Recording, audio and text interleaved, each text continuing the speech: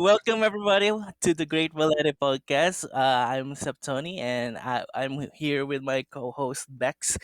What we have invited for today is the one who helms our favorite eldest Trese boy.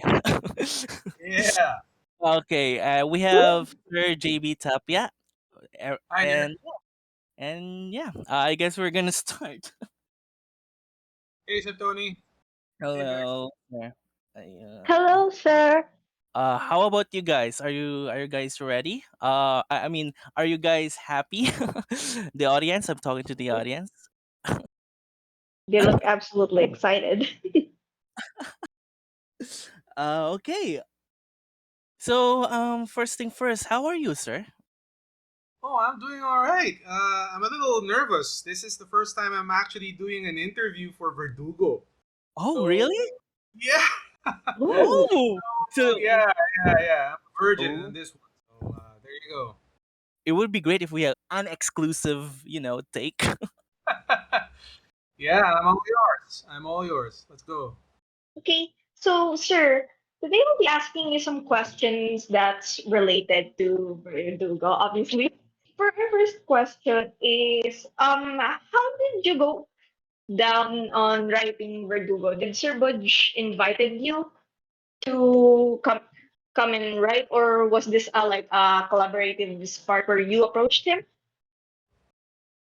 No, actually, it was Budget who decided to bring a bunch of collaborators together, specifically to expand the universe of TRESE through the brothers.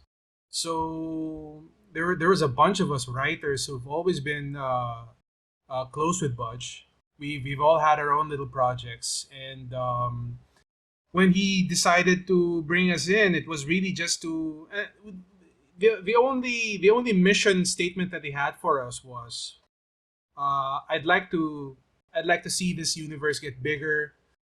I want to see a more diverse path for different stories to be in this universe. So instead of being Alexandra Trese focused, he was deciding, oh, I want you guys to take a look at these brothers to see if they can have their own little niches inside the Trese universe. So that's really how it all started. It was really Budget's big move to sort of see if there are more stories to tell inside the Trese universe. I guess that's pretty much it. See, I see. Were you given a choice, sir, on which character you should, helm? Well, actually, it's so funny because the first time Budget asked me, he didn't say specifically Verdugo, but right away I said I wanted to do Verdugo. And he said, "Yeah, I kind of figured that one for you because in a lot of ways Verdugo is the most bloody character in the Trece Brotherhood. I guess the siblings they all have their own little things, but Carlos Trese was the loose cannon.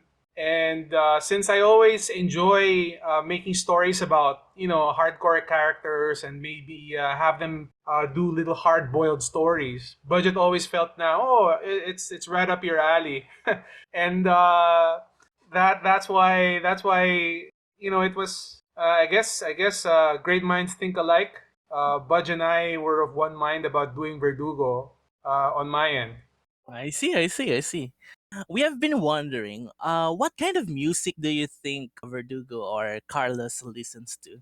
Oh wow.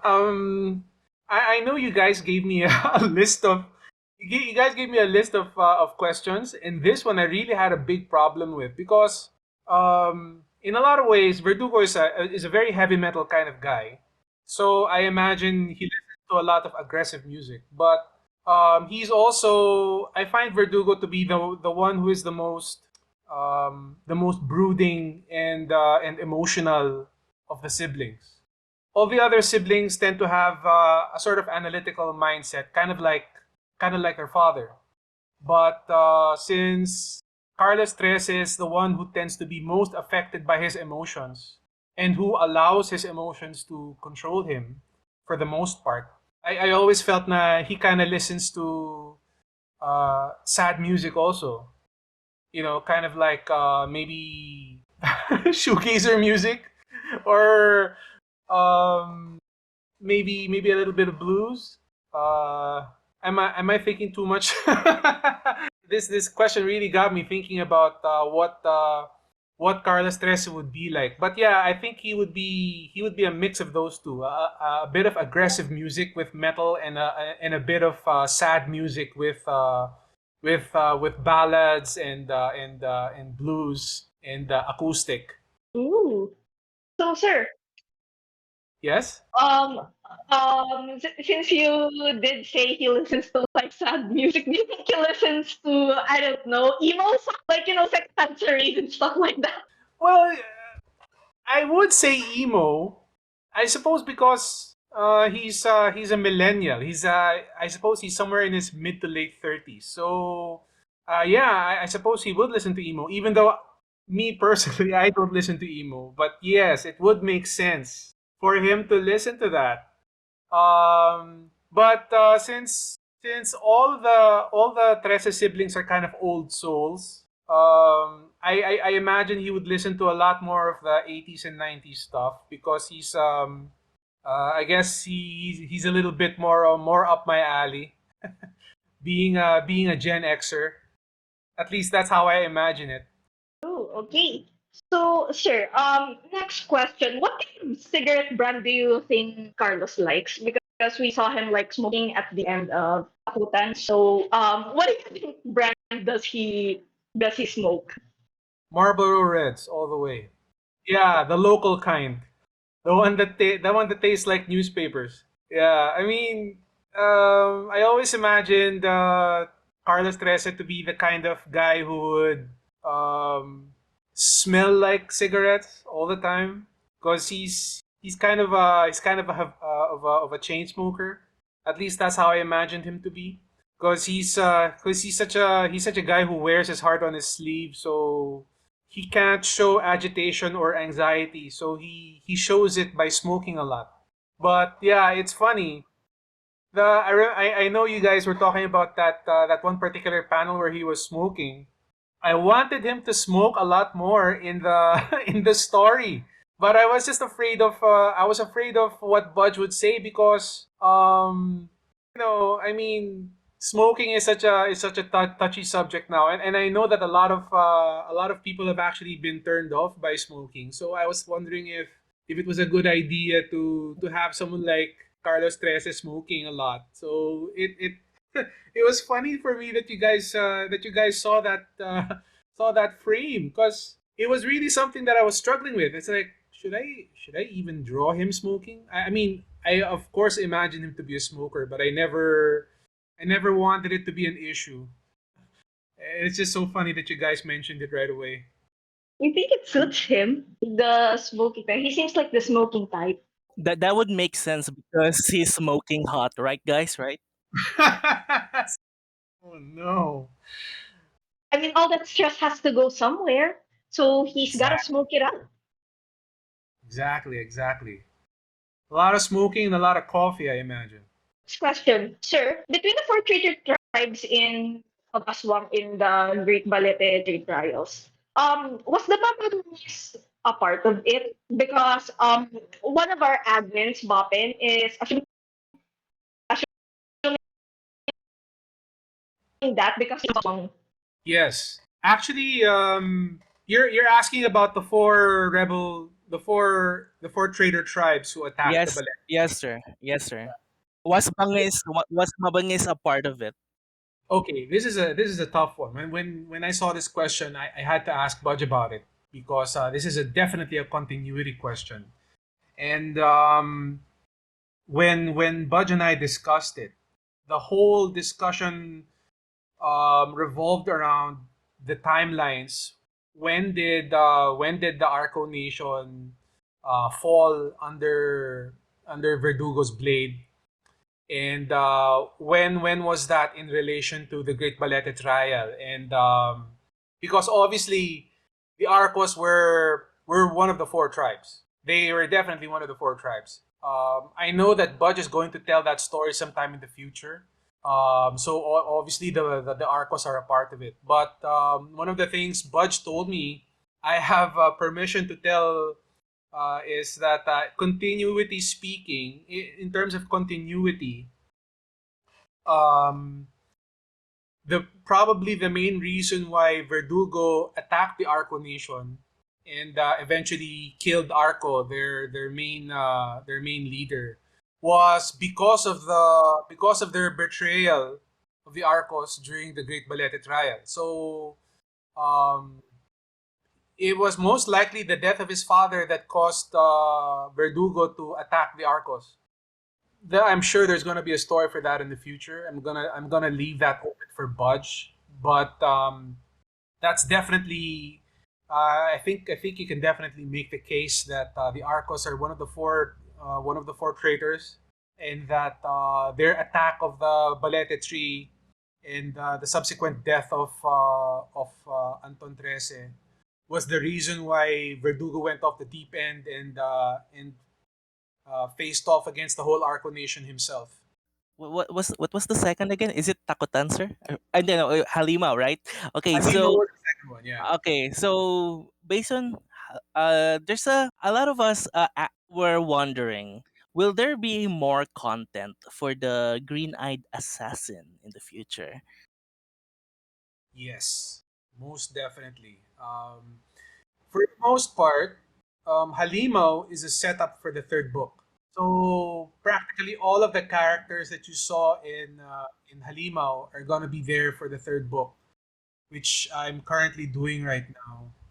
So their stories are really fresh in my mind because I'm in the process of laying out the pages. So work. Yeah, and the Green Eyed Sister is definitely gonna be there.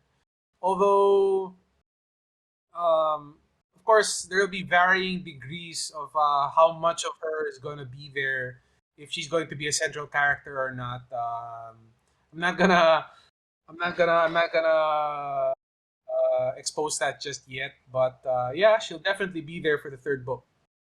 This one's a little more of a sensitive question, but we know that Trese is usually bases some of their stories from real life events. So the question is, where did you get the inspiration for Teresita Sala's case in Takutan?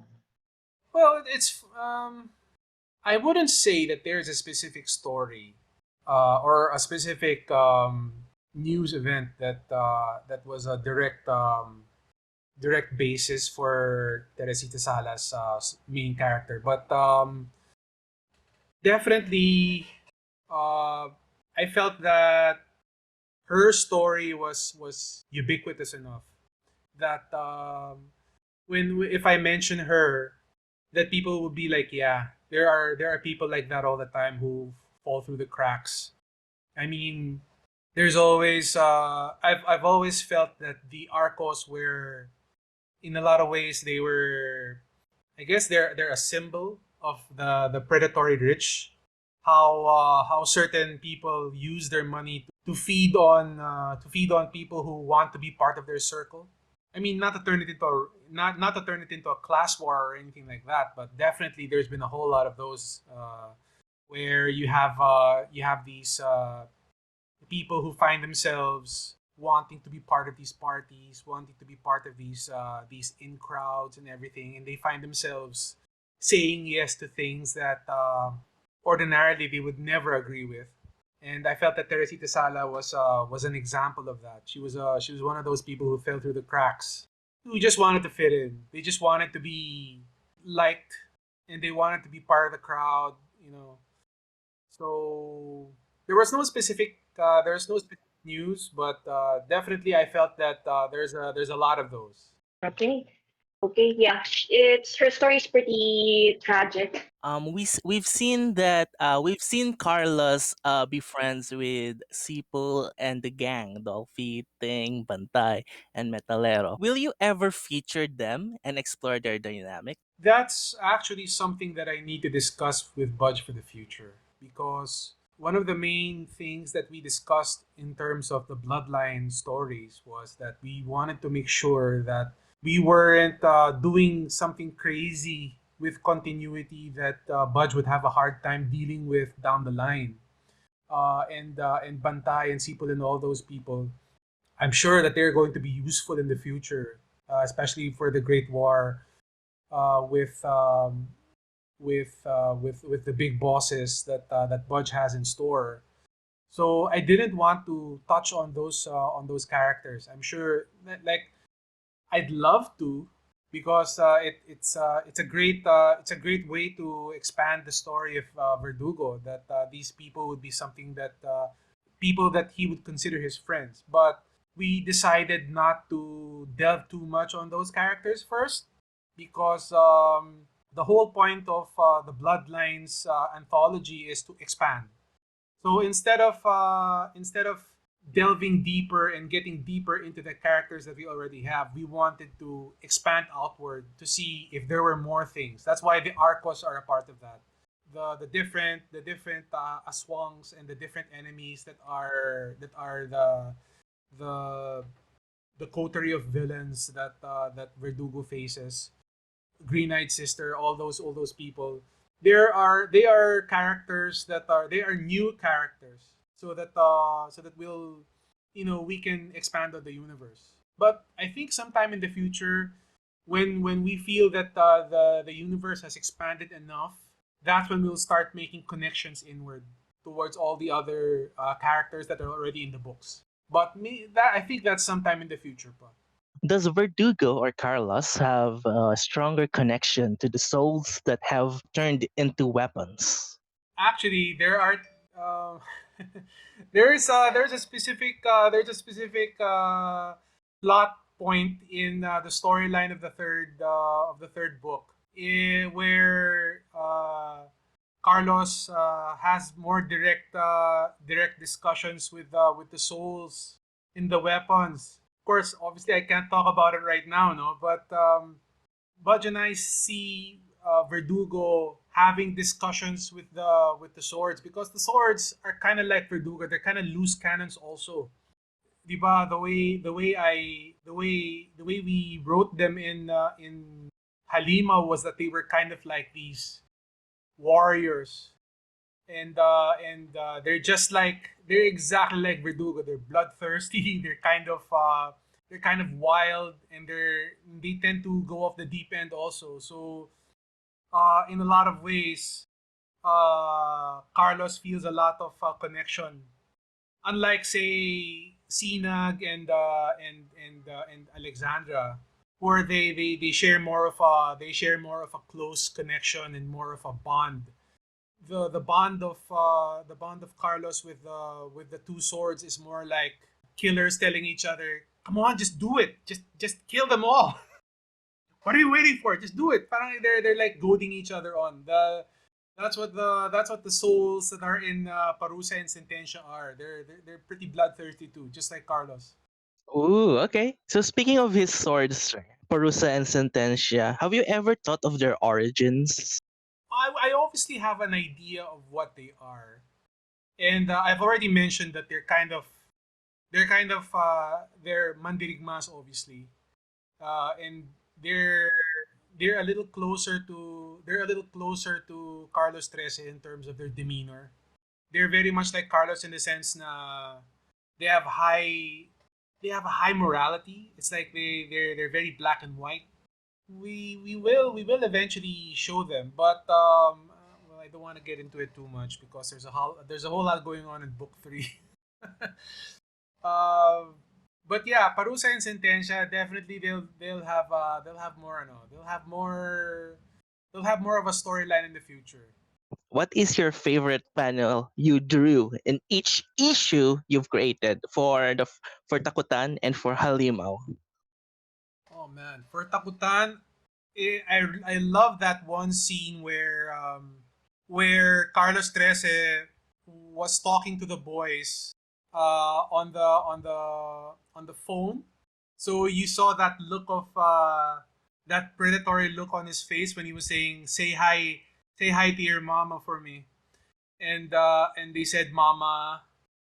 That scene for me was amazing because well, you know me, I've always loved doing facial expressions in my comics.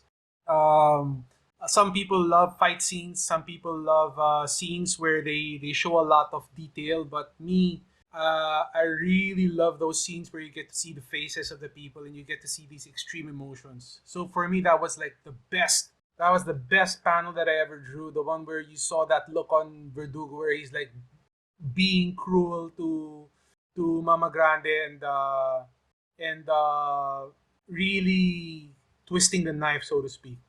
And for Halimaw, actually for Halimaw, I love that scene where Green Eyed Sister cut off the head of of the main alpha of the Mabangis. That was really something that I was really proud of because that was the most technically difficult drawing that I've ever done. So it was really more of me as an artist because all my life I've always been a writer. While I draw, I've never really practiced so much on my drawing. I really should be, but I really got a chance to sort of like stretch and show my art. So I always try to challenge myself and say, oh yeah, do you think you can draw that? Do you think you can draw a head being cut open by a Green Eyed Sister? Yeah, exactly, Andy. That's the one. I mean, I love that. I love that scene. It's great. And of course, close favorite would be that smile of yeah, that smile of Carlos saying, "Come on, it'll be fun." Uh, because it's actually quite strange because I never thought of Verdugo as a good looking guy. I've always felt that Verdugo looked like a goon more than anything. All the other siblings always had this kind of they always looked refined in some way. But for me, Carlos Trese was the one who looked the most like some guy you would meet off the street. So for me to actually draw him na pogi-pogi a little bit was kind of a new experience for me. It was like I I never thought of him that way. But for people to react the way they did, I was like, oh, okay. It was certainly something that I never imagined, but I was happily surprised that parang I didn't realize that he would have such appeal for fans. So yeah, that's a close second, I suppose. The picture of Carlos smiling. Which character from the comics or the anime, whether it's a hero or villain, would you want Carlos to fight against? For me, the characters are it's not so much the fights that I'm looking for. It's really the interactions because I've always imagined Carlos Trese to be the most extreme person in that universe in the sense na he's the type who would go over the top all the time. So much so that his youngest sibling Alexandra would she'd be scolding him all the time. Parang why do you keep going over the top all the time? Parang you're too much all the time. So I always imagined that who would be the character that would bring that out of him, that most extreme version of himself. And I've always liked. I mean, Talagbusaw is really big.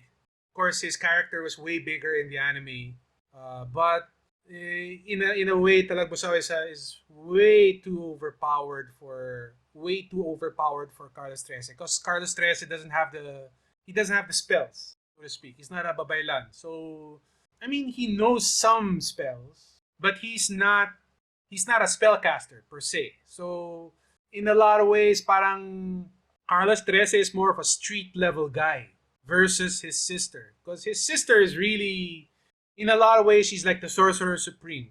She handles cosmic enemies, and that's different versus Carlos Trese, who's more like I deal with street Aswang.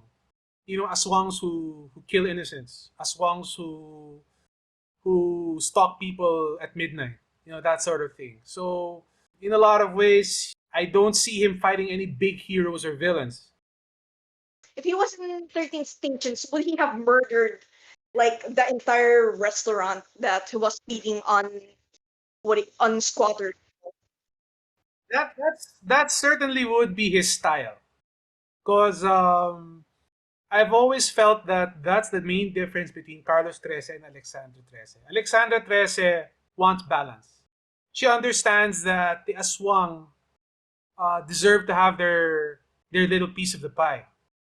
Uh, the whole point of the accords is so that everyone will live in balance and be able to live together without having to kill each other. But Carlos Trese is the absolute opposite of that. He wants all aswang to be destroyed. So he's a real terrorist if you really think about it. In fact, I don't see myself in Verdugo at all. I think he's the most extreme character that I've ever um, described in a story. Because in a sense, he's in another way, he thinks that only humans should live.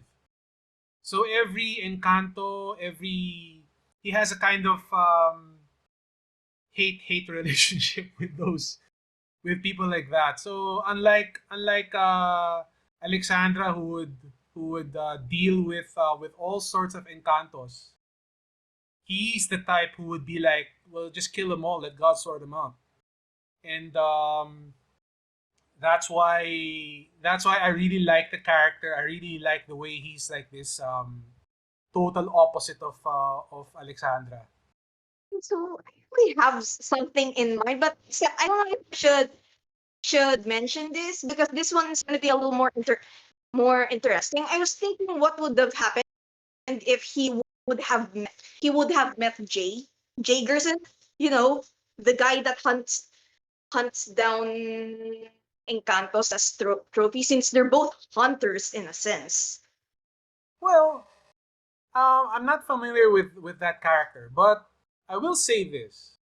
Um, there's definitely I'm definitely moving somewhere with the character of Carlos Trese. I want him. I don't want him to be a black and white character, because um, in a lot of ways, all of that's what's so cool about the Trese universe. It's that there's no such thing as absolutely good or absolutely evil when it comes to these people. I mean, even the Aswang have their place in the sun, and see Carlos Trese is like he's like the enemy of all that. So I really feel that for Carlos Trese to eventually be uh, put somewhere in that universe and to interact with other people in that universe, he has to change in a significant way. So we're already thinking about the story in terms of how he's going to grow as a character and how he's going to change his morality in a way that would help him to sort of navigate being the famous brother of Alexandra Trese, who happens to be the one who's supposed to enforce the accords. I mean, in that case, he's like the main enemy of of Alexandra Trese, because their goals are opposed to each other, which is kind of funny. So yeah, there needs to be a change, and book three deals with a lot of that. Okay, so next question: does Carlos have a day job? I mean, Ooh, he's that's a gonna. good question. Yeah, I mean, he has to like eat, right? Yep, yep. And We like we that. need we need to know. Does he even use human currency? No, I don't think he does, because um, I was thinking about it.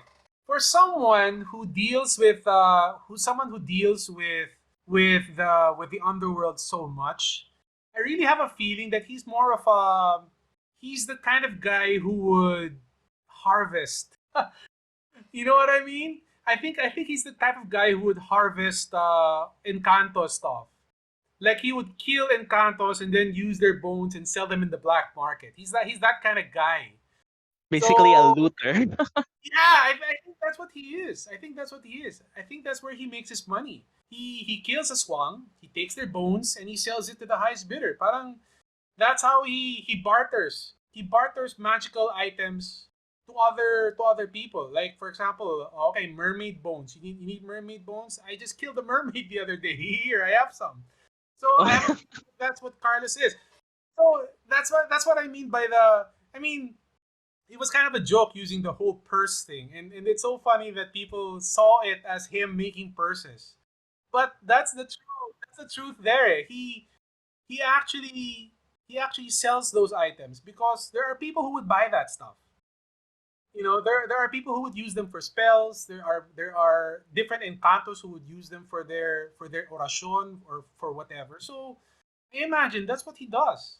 Or for example, he goes to Metalero and he goes, "Oh hey, are you in search of some holy iron? I just happened to find some stashed away by these aswang, etc., etc." So he's that kind of guy. He sort of steals from Encantos and then he sells it to magic users all over the place.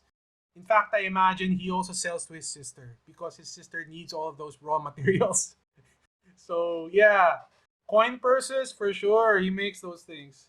Doesn't Alex question him where he got those stuff? It's the whole story of the eldest versus the youngest. It's like she disapproves, but he's like, "Who are you to talk to me about that? I'm your brother. I'm your eldest brother."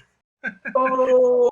So it's like you have no right to talk to me about my business. So it's kind of I've always seen that to be their relationship. They're kind of always they're always looking down on each other's business because he hates the fact that she has to have balance with the Accords, and of course she hates the fact that he's such a terrorist and he's so bloodthirsty when it comes to dealing with Aswang and all of that. So there's a love hate relationship there. So yeah, I imagine see Alexander would be like, I can't believe you're still doing that, and he'd be like, mind your own business. That's how I imagined him to be. Speaking of Alexandra, which is his youngest sister, which sibling is Carlos closest with? Who do you think is the one he is close with in his siblings? Oh, it's Alexandra for sure. I mean, it's the one Really? person you love the most is the one person you hate the most. I mean, isn't that always the case? Aw. Right? Isn't that always the case with your siblings? Parang the one you fight with the most is the one that you're willing to think of as an equal.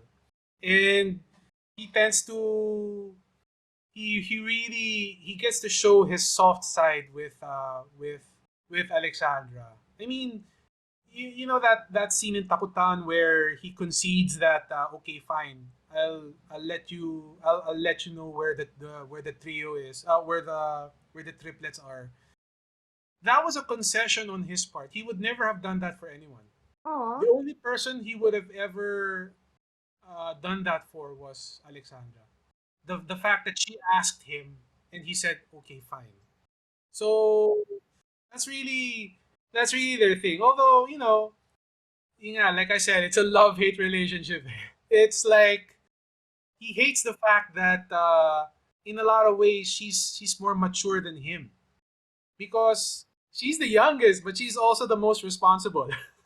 so he always tries to needle her and goes, yeah, yeah, yeah, you're trying to do the right thing, whatever. But at the end of the day, in the back of his mind, he knows that his father gave the reins of responsibility to his sister, so he has to obey her in a lot of ways.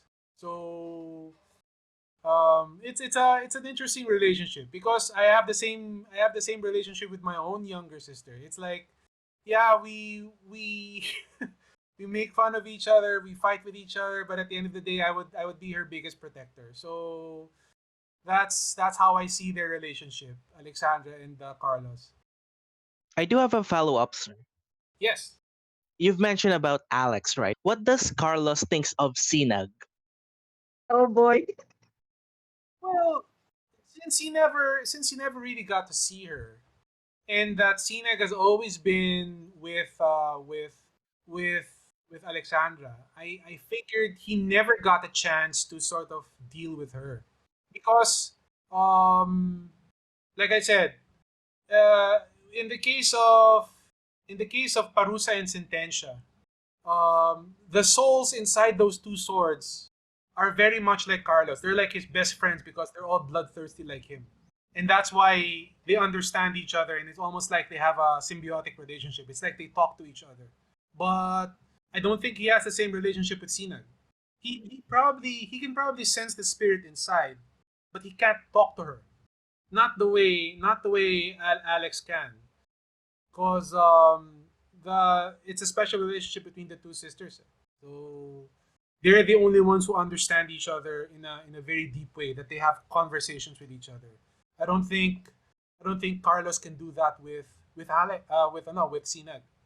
Will a Trese sibling, aside from Alex, be featured in a future Verdugo content?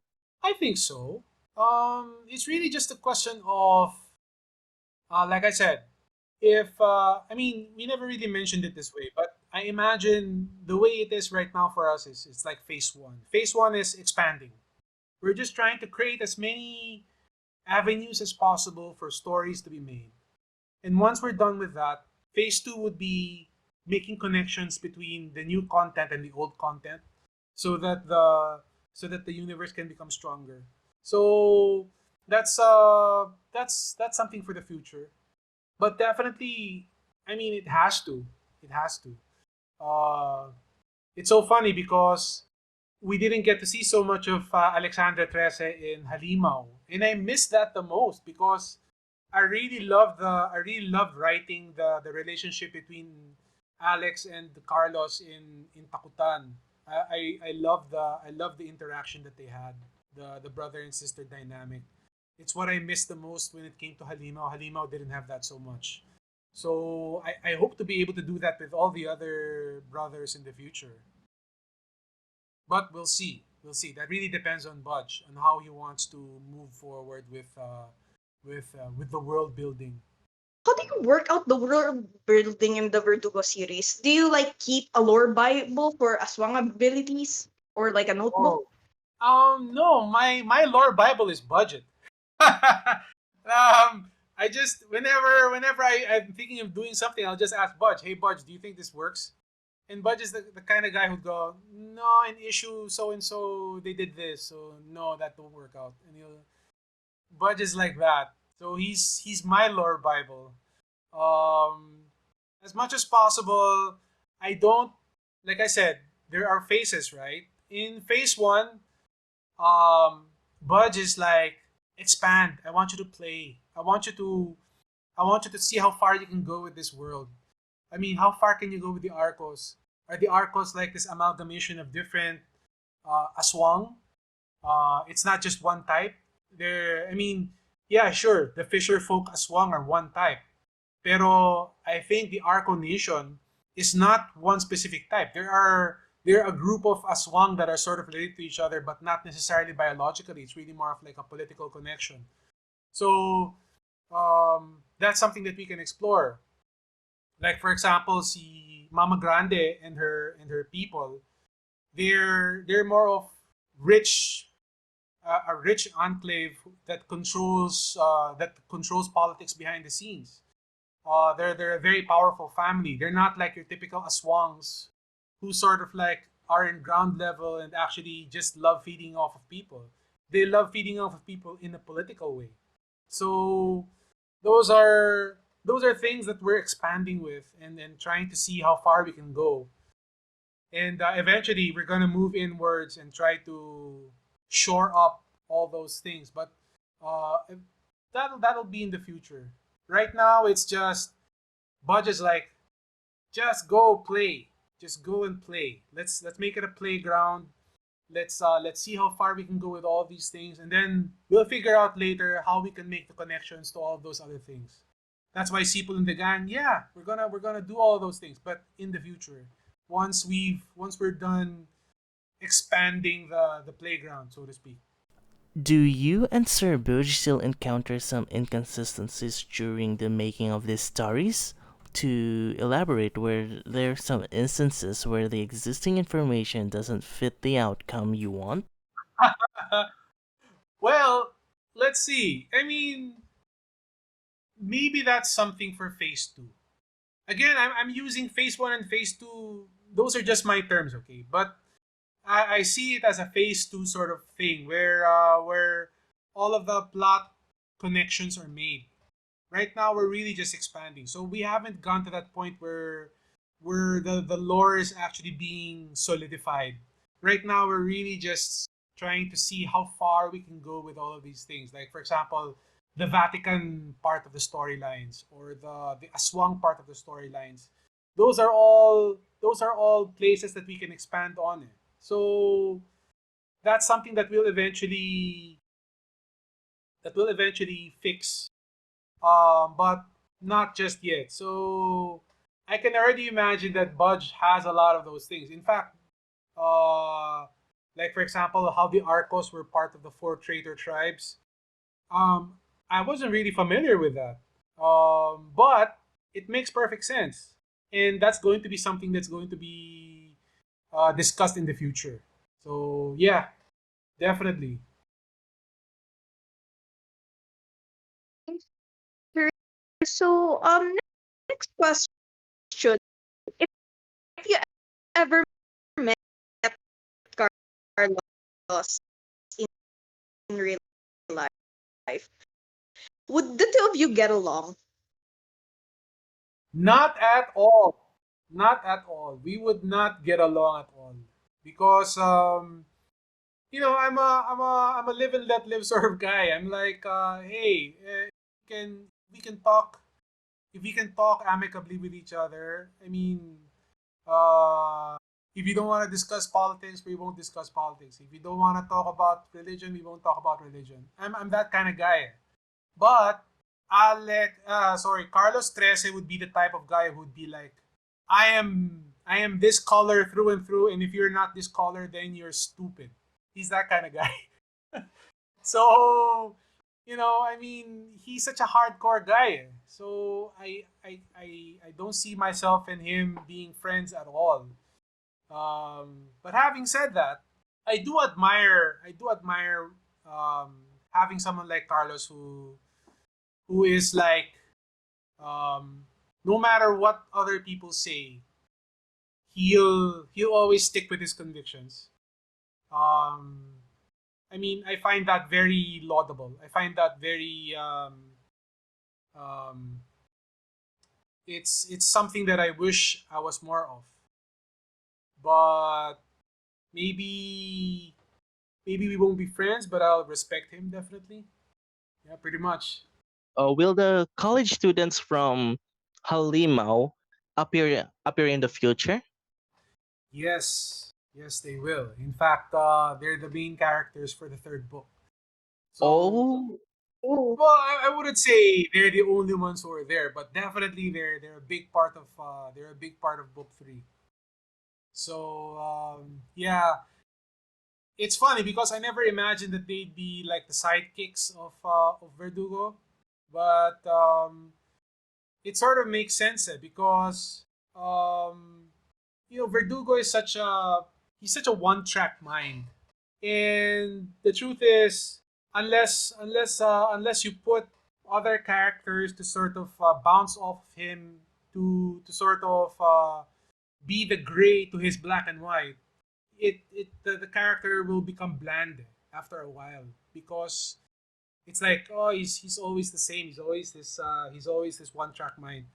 So I felt that the the college students would be a good sounding board for him. That they'd be the ones who would be like make fun of him or they're the ones who joke around with him being so hardcore. So it makes sense that they'd be around him. So it when I was writing the story, I said, oh hey, it makes perfect sense for these guys to hang around. So yeah, I'm really hoping you guys like the way we portray them in the third book.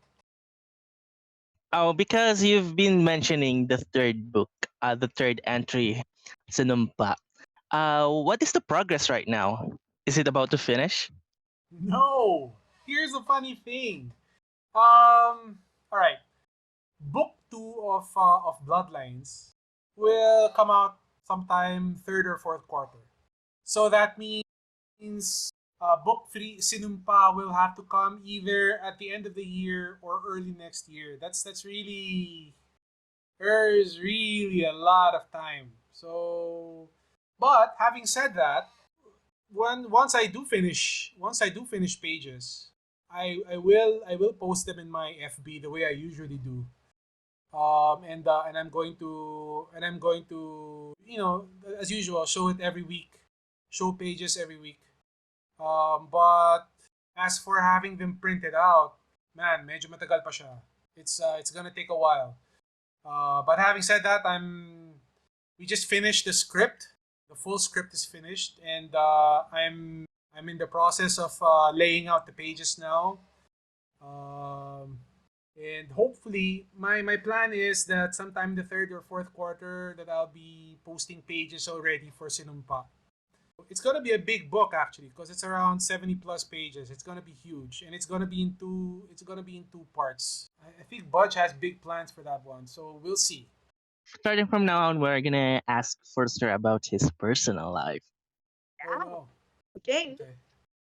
So, sir, are there media like books, comics, video games, shows that inspired you in writing Verdugo? It's funny, but actually, all of the books that was really reading were all 90s books. Those were books that I enjoyed as a kid, like Batman Year One. I read a lot of Daredevil Born Again. So I really enjoyed those books because they show the kind of storytelling that I really wanted to do, which is kind of not get too caught up in not to get too caught up in writing dialogue, but to just have the story become snappy and keep moving forward the way it does with manga. That's what I love about manga. Manga, the pages go by so quickly when you're reading through it. So that's what I was hoping for doing Takutan and Halimaw. I wanted to do something that read fast. So all the books that I was reading were also fast in that sense. And yeah, I guess that was pretty much it. It's the storytelling that I loved, and that's the storytelling that I was looking for. Ooh. Apart from that, it's not so much the main books, but really I like the black and white stuff. The noir stuff was really something that I really enjoyed because you know there is something about black and white that's very it has a certain mood. you know it's kind of nightmarish, and at the same time it's kind of dreamlike. That's why I watched a lot of noir films, Dark City. Sometimes I watched some old gritty stuff just to get a feel for it. And it helped me get in the mood. That's what really got me into the mood for writing Verdugo. So, what is your creative process like? Is it like methodical, or is it like seeing what, throwing stuff into a wall, seeing what sticks? Can you tell us how you do your stories, like on how you like process it? Oh my goodness. All right. Here's something that I want to teach to everyone who wants to do a comic book, especially if you're doing the writing and the drawing yourself. Okay, it pays to do.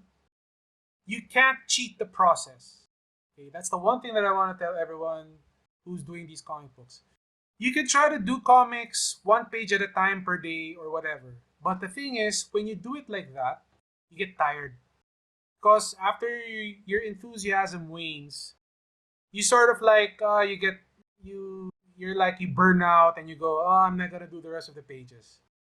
So for me, what really helped me out in terms of the creative process was to be very, very mechanical and methodical about it. So number one, I wrote. Oh, first I did a synopsis. Number two, I wrote a script. Number three, I make thumbnails. I mean, it's like literally I take off one hat, I take off my I take off my writer hat and I put on my artist hat. You know, like that. It something very mechanical and methodical, and it really helped me out because when you do it that way, you get to be very very um you don't burn yourself out. You become very clear about how big the project is, and you get to see your progress slowly but surely, because that's what you're really looking for when you're doing this process. You want to see progress. I mean, yeah, you could spend 3 days working on on one page. Pero once you do that one page, do you still have enough energy to do page 2, 3, 4, 5, 6? Probably not. That's why it pays to sort of be very you have to be very mechanical and methodical about these things. So that's what I did with the creative process. Put on one hat at a time. So I put on my editor hat, then I put on my writer hat, then I put on my art director hat, then I put on my inker hat, so on and so forth. And that really helped me out. And I really believe that a lot of people can make comics better that way. Uh, so there are some people who are really good at doing it na parang one page at a time, doing it super mechanical. Wow, ang galing. If they can do that. But in my experience, the best way to do it is really like that. You just wear it one hat at a time. So there you go. That's just my little piece of advice for everyone who's doing a comic book. Was there any written plots or scrapped stories from any of the Verdugo, Takutan, and Halimaw? Oh, there are so many. But it's kind of funny though because yung Takutan with Takutan, it was very easy. It's like that story came along quite quickly. Almost overnight, I wrote that thing in 3 days. The whole thing was done. Halimaw, that took me a little longer, but since it was since it was major action oriented, it had more to do with drawing rather than writing. But I had such a hard time with the third book because, yeah, there are so many plot lines in there. There are so many things that I wanted to do. There are so many things that I wanted to sort of insert into the script. And sometimes, man, the script gets so bloated. The cool thing about that was Budge was able to see. That's what's so awesome about Budge. Budge is a great editor. More than anything, he takes a look at your mess and he goes, why don't you take that part and you put that over here, and then you take this part and you put it over there, and then all of a sudden it starts to make sense. And that's how awesome Budge is as an editor. And I think that was one of the first thing Budge did. One of the first things Budge did for our group, the first time that we did Comics 101, he was really our editor in chief, where he sort of sat down and sat with us and sort of looked at our stories and go, yeah, you could do this part, do that part. He fixed stories. So it was really awesome how he fixed mine so that there was no such thing as scrap plot lines. All of the plot lines were useful. It was just a matter of rearranging everything so that it didn't drag or it didn't feel so convoluted. So it was really good. It was really good.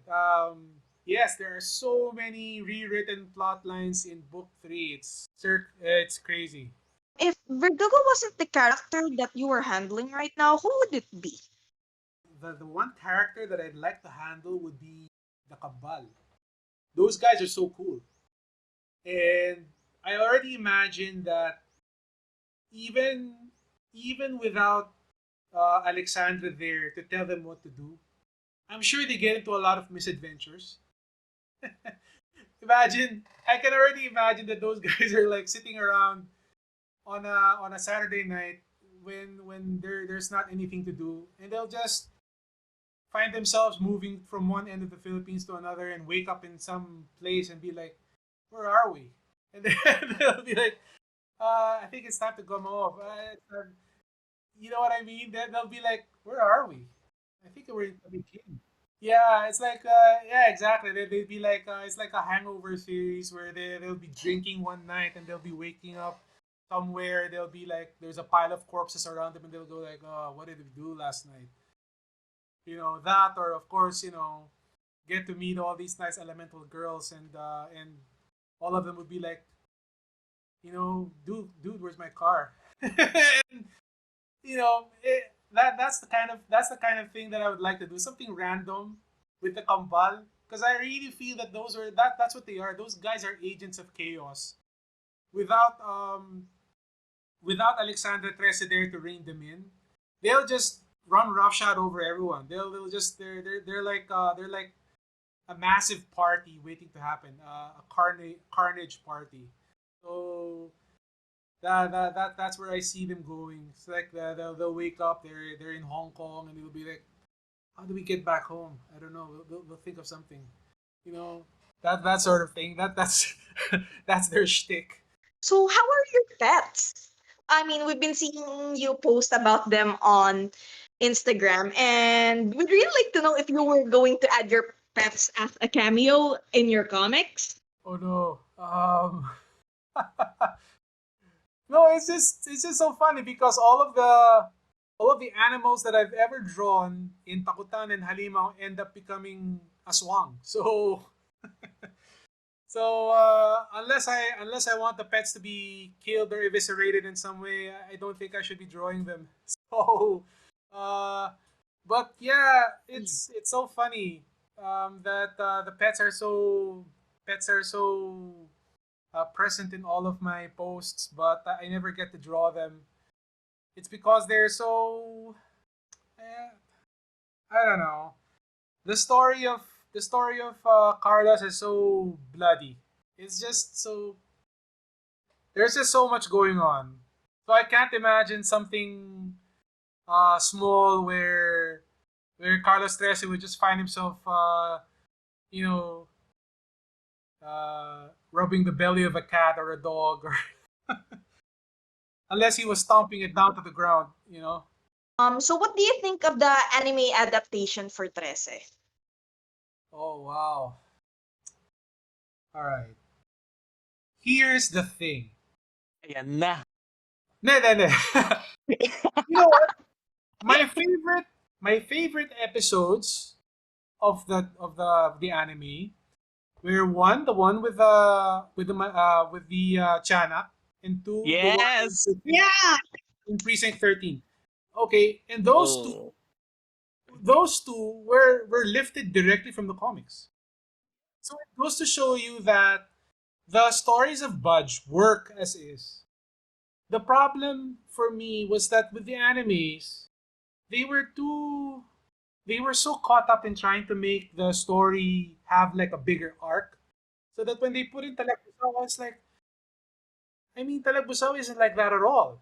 I mean, Yes. okay, it's interesting, but parang there was just so much talking at the end, and that's when you know that there's something wrong with the storytelling. It's when all the people were doing in in the last episode was exposition. All they were doing was talking about the plot, and I was like, Yep. Yep. you're just talking. Exactly. Basically, the whole 6 episodes was just about Talagbusaw doing a TED talk. Yeah, so I feel bad about that. Parang I wish they could have just stuck with the kind of uh the I guess the way Budge did it, because the way Budge did it was also very episodic. The way Tres is done, it's a procedural. It's there's a crime, you investigate, you find out the ending, and those worked.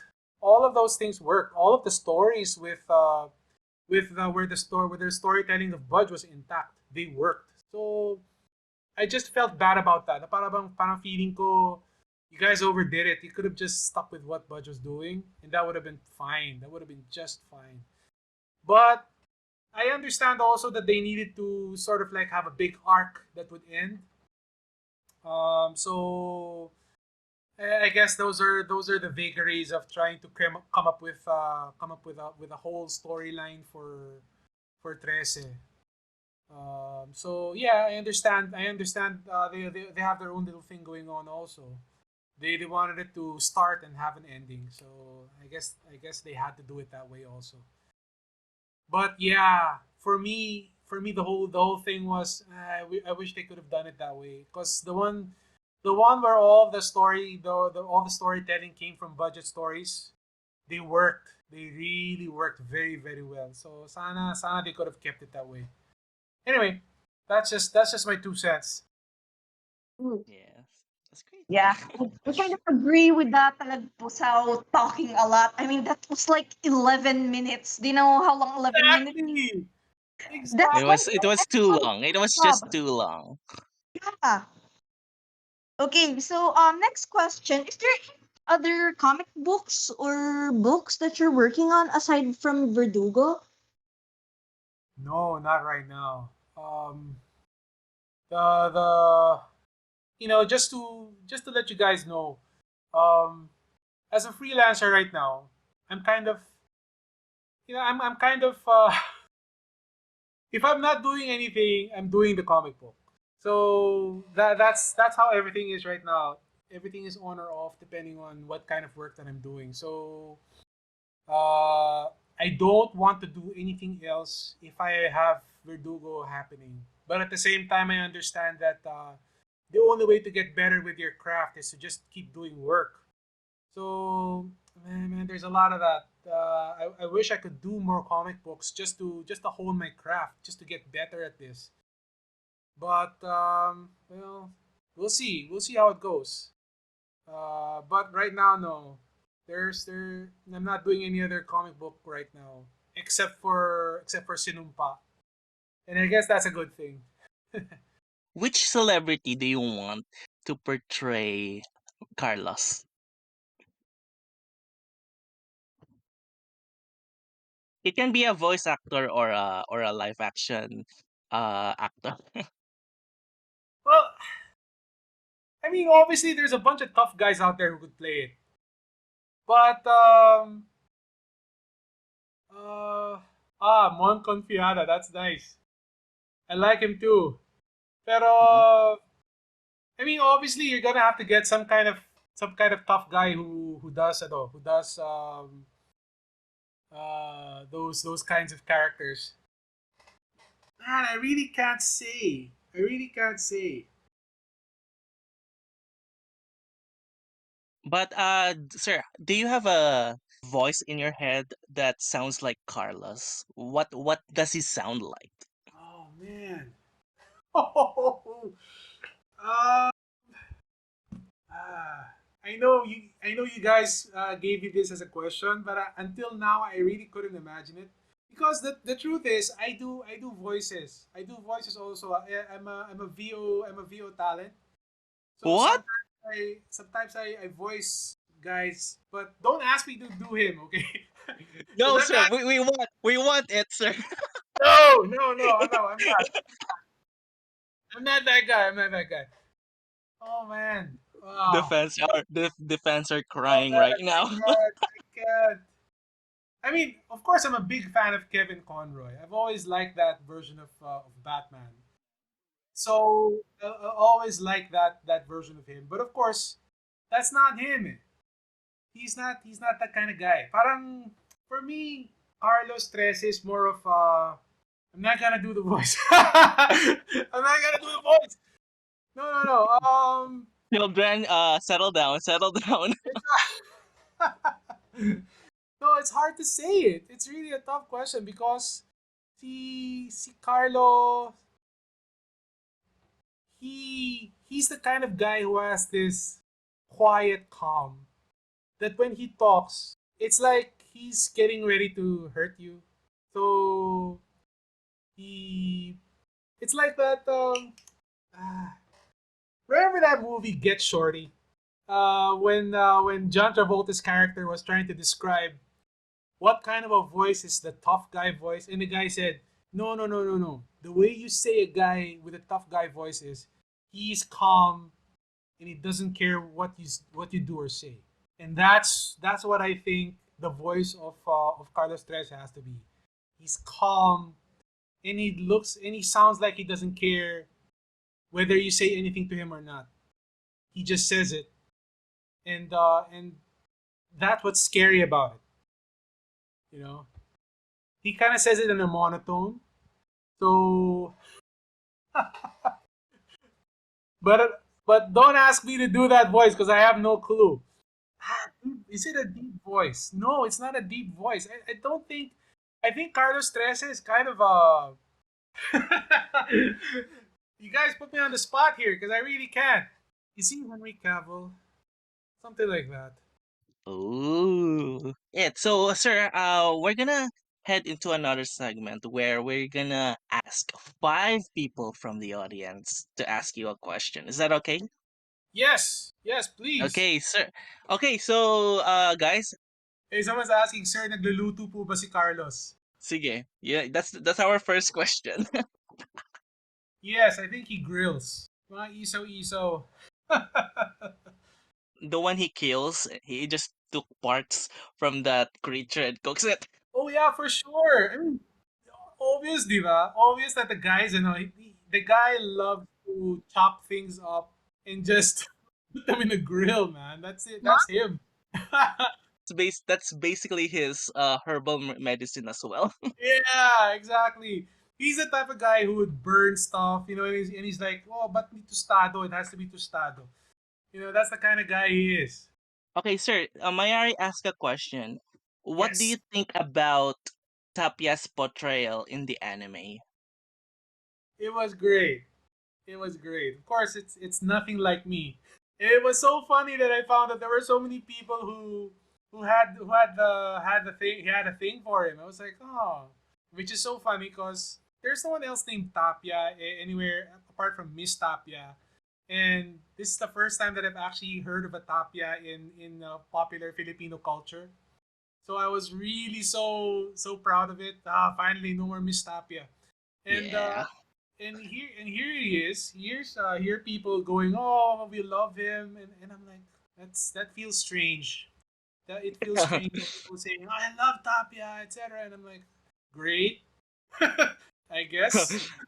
Actually, sir, what do you think about his scene on the fourth episode when he rescued uh No, he went there's a pero scene that he brought a shotgun and shot the zombies. What do you think about that Yeah. scene? Oh, that was awesome. I loved it because actually, Bo Guerrero, who is a good friend of mine. So the whole idea of Guerrero and Tapia together, that was great. And I just he really had a nice he had time to shine. And that's what I loved about the anime. I think the portrayals of Guerrero and Tapia were very nice. I like the Yeah. way they I like the way they fleshed out those characters, and I liked how they had their chance to shine in all the episodes. Even that whole part about them making fun of the kambal, and them wearing suits and everything. That was great. Uh, Sir, besides purses, gumagawa din ba ng ibang merch si Carlos? He makes eye necklaces. So yeah, that's part of it, I guess. Okay. Now for the next question, what are Carlos' other hobbies, sir? Oh wow, that's a good question. Carlos's other hobbies. You know what? I think he loves fixing his swords and cutting up wood.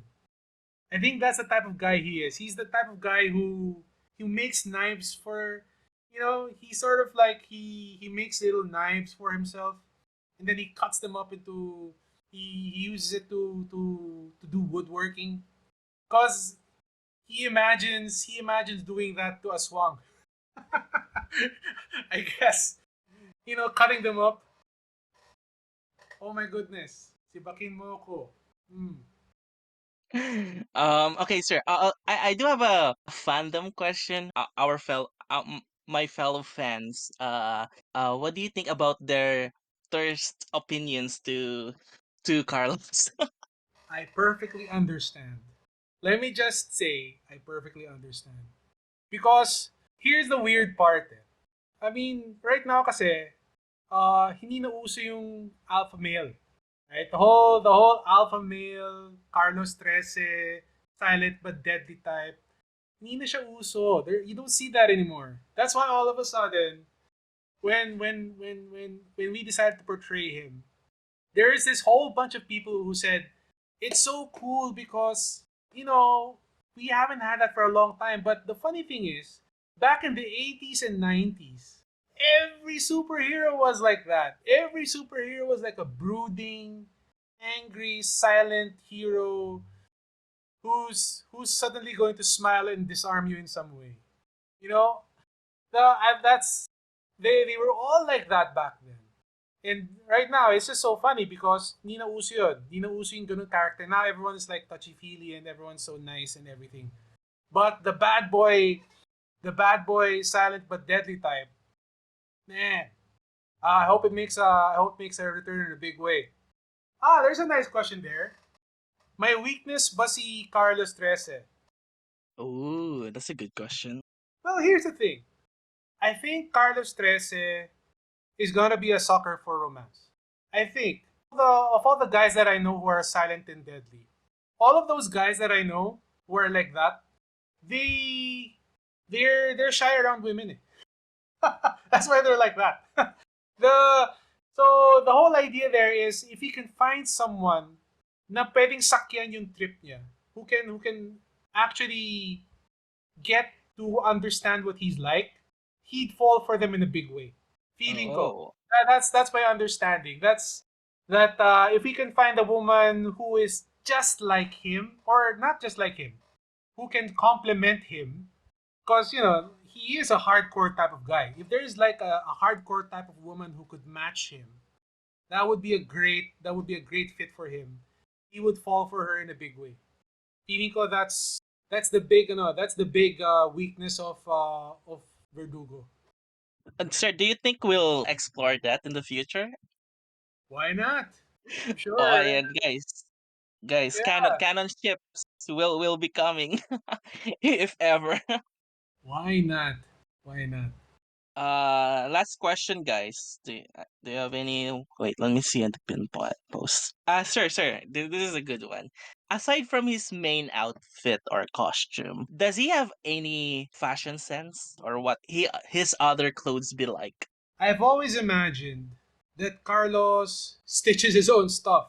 Frankly, I mean, I've seen the memes that people make about the whole coin purse thing, but I really believe that Carlos is sort of an ascetic. He's like one of those monks. He takes pieces of canvas and then he stitches them together to form shirts. He's that kind of guy. Kind of like Rambo. Oh, okay. Yeah, he's that kind of guy. Parang he stitches all of his stuff together. It's like that's why I imagine all of the shirts that he's ever had, all the stuff that he wears, it has stitching in some way, and that's something that I hope to portray in the future. That every type of clothing that he has been stitched together in some way. Because let's say someone stabs him or someone slashes him, instead of replacing the shirt, he just stitches it up. Exactly, he's a murder hobo. He's a murder hobo. That's what he is. Okay. I think that's pretty much it. Sir, do you have anything to say to our lovely fans out here? Oh, well, I just want to say thanks a lot for having me. It was really great seeing you guys in the chat. It's awesome. Actually, there's one question there that I really like. Will asked that question. He said, "Is Carlos a papa's boy or a mama's boy?" Oh. An awesome question. That is an awesome question. And I really don't know the answer to that. But I have a feeling that it has something to do with his relationship with Alexandra. Because obviously Alexandra is the favorite of Anton Trese. But since Carlos Trese is the panganay, I'm sure there's a question there. Para bang, hey, I'm the panganay. Why am I not the leader? Why am I not the one who was given the responsibility? Why was it given to my sister instead of me? So I'm sure there's a kind of there's a question there in his mind, and I'm sure there's a slight bit of resentment in him. Although who knows if it's gonna come out in the surface, whether he has a good relationship with his father or not. So baka may daddy issues nga siya. Who knows? Might be. So yeah, that's pretty much it, guys. That's all the questions that we have for now, I think. Oh, sir, how about this, sir? Yes. Yes, yes. Mabango ba si Carlos? Ano ba gamit niyang sabon?